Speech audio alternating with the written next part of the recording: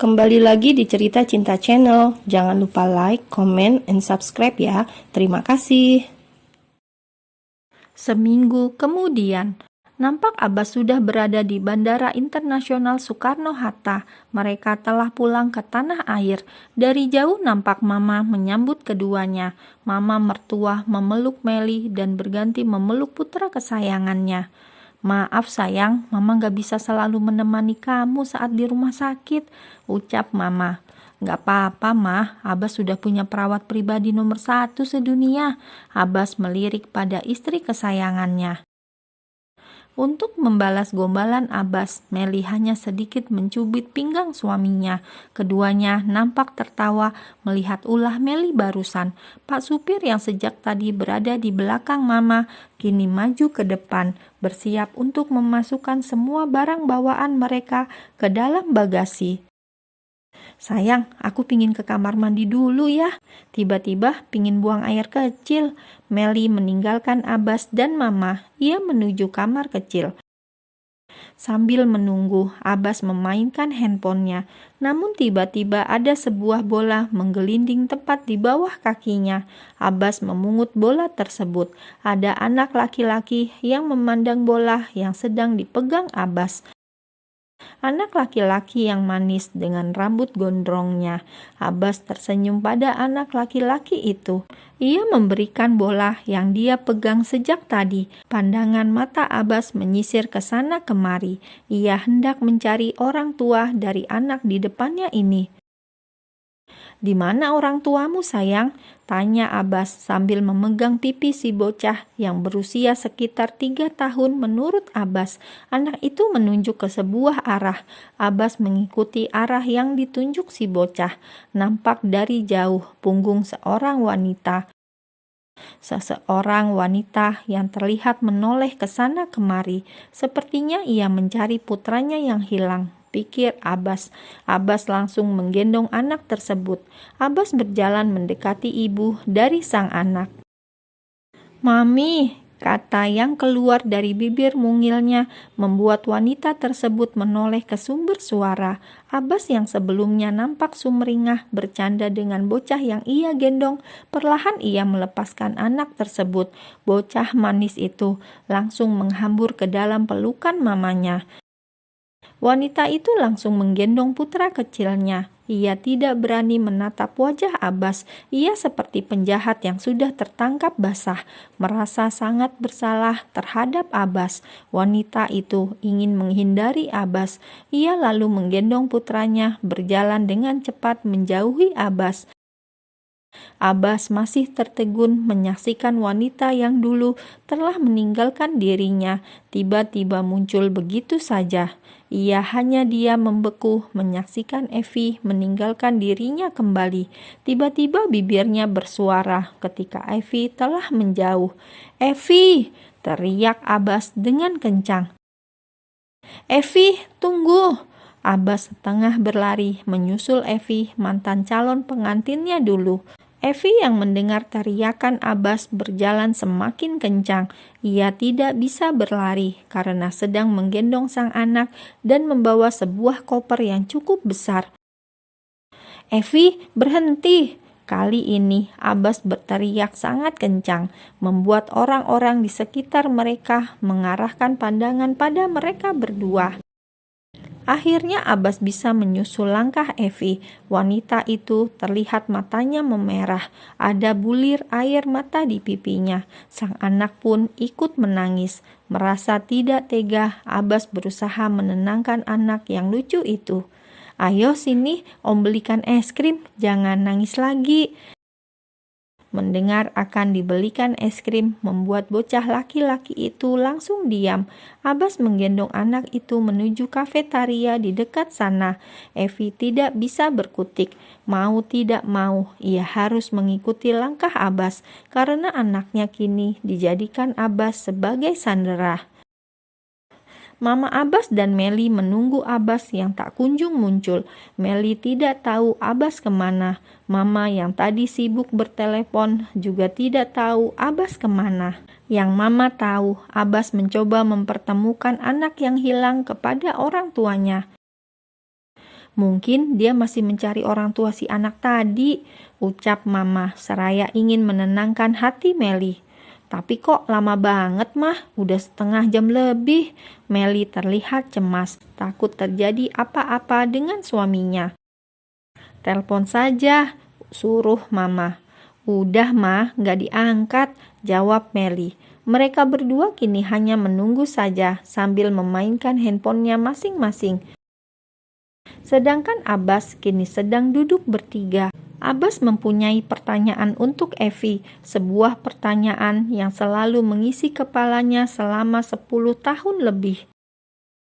Mengapa kamu ninggalin aku saat hari pernikahan kita, Vi? Tanya Abbas tiba-tiba membuat Evi berhenti menyuapi anaknya. Maafkan aku, Bas, hanya itu yang keluar dari bibirnya. Apa dia putramu? Tanya Abbas kembali, setelah ia tidak dapat jawaban yang pas untuk pertanyaan yang pertama. Iya, dia putraku satu-satunya. Saat mengatakan kata satu-satunya, air mata Evi menetes jatuh tanpa bisa ia bendung, seperti ada rahasia yang tersimpan dalam kata-kata Evi. Di mana suamimu? Abbas terus bertanya pada mantan kekasihnya itu. Aku sudah bercerai. Ia menjawab pertanyaan Abbas dengan memalingkan mukanya. Ia tidak ingin Abbas melihatnya menangis. Abbas mengeluarkan sapu tangannya. Ia memberikan sapu tangan yang terdapat inisial huruf AM di ujung kainnya kepada Evi. Evi menerima sapu tangan tersebut. Ia mengusap pipinya yang sudah banjir air mata. Abbas sendiri seperti merasa iba melihat kekasihnya dulu menangis di hadapannya. Ia menatap jam di tangannya. Abbas langsung mengecek handphonenya. Begitu banyak panggilan masuk dari istrinya. Ia sampai tidak menyadari karena semenjak di dalam pesawat handphonenya ia mode silent.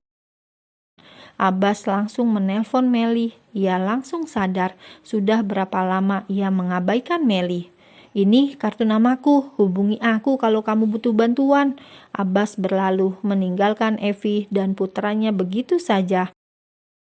Evi menatap sapu tangan pemberian mantan kekasihnya dulu.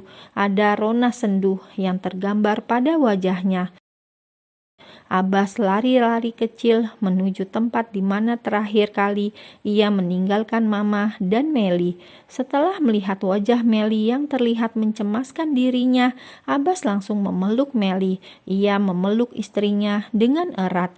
Ia merasa sangat bersalah dengan apa yang terjadi barusan. Mereka tidak tahu, dari jauh Evi menatap Abbas yang sedang memeluk seorang gadis yang jauh lebih muda darinya, pikir Evi. Evi menatap dengan tatapan sedih, entah mengapa hatinya terasa sakit saat ini. Pagi yang cerah secara hati Meli saat ini, ia merasa senang pagi ini, akhirnya ia kini berada di negaranya sendiri. Rasanya ia sudah kangen banget sama tanah airnya. Ia sudah kangen dengan keramahan orang-orang di sini. Ia juga rindu masakan khas orang Indonesia.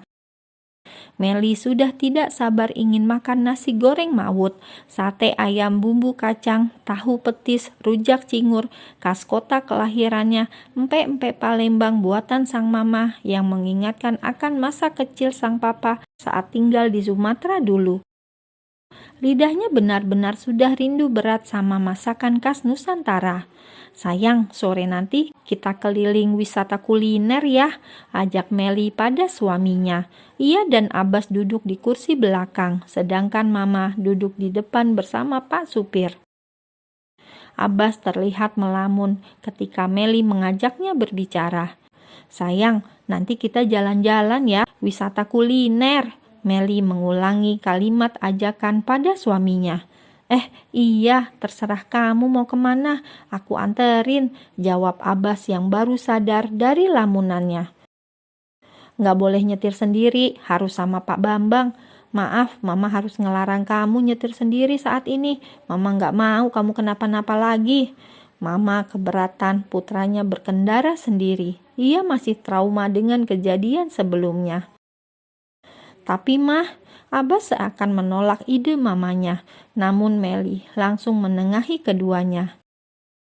Iya mah, jangan khawatir, Meli yang jamin Kak Abbas nggak akan nyetir sendirian. Meli masih ingat betul bagaimana ia dan mama mertuanya menangis histeris bersama-sama ketika Abbas dinyatakan menghilang. Meli tahu betul perasaan mamanya karena ia juga merasakannya sendiri.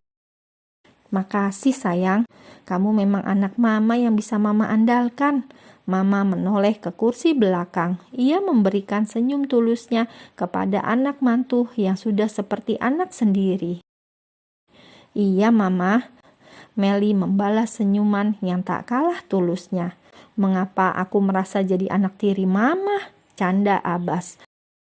Mereka semua tertawa dengan candaan Abbas. Mobil terus melaju ke kediaman rumah utama Mama. Di sana sudah menanti puluhan pegawai rumah. Mama menambah keamanan di rumahnya. Bahkan jalanan masuk sekitar rumah mereka sengaja Mama pasang CCTV. Mama sangat overprotektif kali ini terhadap keselamatan keluarganya. Ia sangat memperketat keamanan. Ia tidak ingin kecolongan lagi. Kini Abbas dan keluarga sudah keluar dari mobil. Mereka semua berjalan masuk ke dalam rumah. Meli dan Abbas masuk ke kamar mereka. Mama juga masuk ke dalam kamarnya sendiri. Meli membereskan barang bawaannya, perlahan memasukkan semua pakaian ke dalam lemari. Gak usah capek-capek sayang, udah duduk sini. Abbas meminta Meli duduk manis saja di sampingnya tanpa melakukan apa-apa. Gak apa-apa sayang, aku beneran gak capek kok, terang Meli. Ia menggerak-gerakkan tangannya seolah-olah sedang senam. Abbas bangun dari ranjang. Ia menarik Meli menuju tempat tidur. Udah ya, gak boleh capek, titik. Abbas merebahkan tubuhnya di atas ranjang. Ia menarik tubuh Meli dan memeluknya dengan erat. Mau tidak mau, terpaksa Meli menurut. Ia pasrah saja dengan tindakan sang suami. Meli berbaring membelakangi Abbas, sedangkan Abbas sendiri sibuk menciumi rambut Meli yang wangi. Namun pandangan matanya kali ini nampak kosong. Ia masih memikirkan pertemuannya dengan Evi waktu dia di bandara. Abbas kembali tersadar, tidak seharusnya ia memikirkan wanita lain karena dia sudah menikah. Apalagi sekarang dia sedang bersama Meli. Abbas merasa tidak nyaman dengan perasaannya sendiri. Mengapa hatinya memikirkan wanita lain? Hatinya mulai galau. Hari sudah menjelang sore, matahari sudah condong ke barat, udara panas berganti hangat. Angin berhembus menyapu dedaunan yang kering di halaman rumah utama. Beberapa orang nampak sibuk dengan tugasnya masing-masing. Meli masih tertidur dengan pulas. Ia sudah lupa dengan rencana kulinernya. Abbas sengaja tidak membangunkan Meli. Ia merasa Meli perlu mengecas kembali tenaganya dengan tidur yang cukup. Abbas turun ke bawah. Ia berniat menemui Mama. Dilihatnya di ruang tamu, mamanya tidak ada. Ia pun pergi ke kamar mamanya. "Mah, Mama, Mah, Mama," teriaknya mencari sang mama. "Iya, di sini," sahut Mama dari ruang kerjanya. "Lagi apa, Mah?" tanya Abbas, karena mamanya terlihat sedang sibuk sekali dengan berkas-berkas di tangannya. "Oh, ini Mama harus memeriksa beberapa berkas.